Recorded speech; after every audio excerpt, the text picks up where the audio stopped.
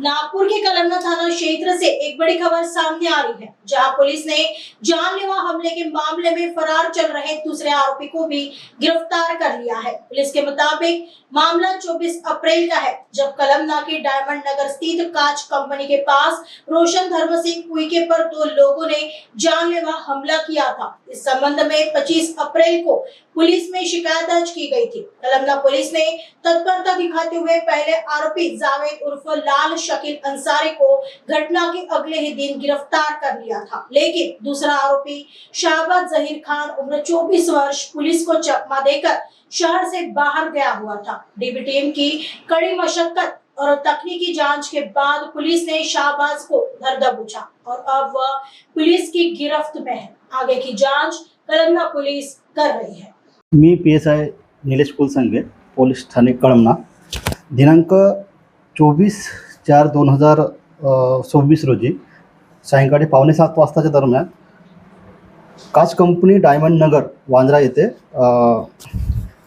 रोशन धरमसिंग उइके याला दोन इस्मानी मारले होते। त्या संबंधाने दिनांक 25/4/2024 रोजी पोलीस ठाणे कळमना येथे गुन्हा दाखल झालेला आहे।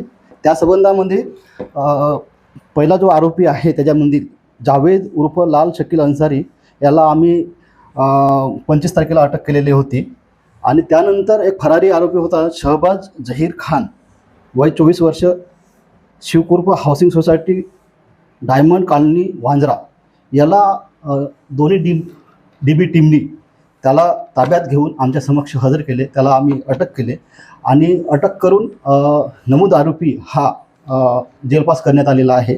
नमूदची ही जी कारवाई जी आहे DCP निकेतन कदम साहेब, ACP Owad sir, Shri PI Pravin Kale sir यांच्या मार्गदर्शनाखाली आम्ही केलेली आहे आणि नमूदचा तपास आम्ही वरिष्ठांच्या मार्गदर्शनाखाली आम्ही करीत आहोत। घटना 24 तारखेला झाली। 24 तारखेला घटना झाल्यानंतर नमूद आरोपी हा बाहेर जिल्ह्यात निघून गेला होता। बाहेर जिल्ह्यात निघून गेल्यानंतर दोन्ही आमच्याकडले जे दोन्ही DB टीम आहेत त्यांनी खूप मेहनत घेऊन नमूद आरोपीसह आमच्यासमोर हजर केले। हजर केल्यानुसार आम्ही पुढील कारवाई केलेली आहे।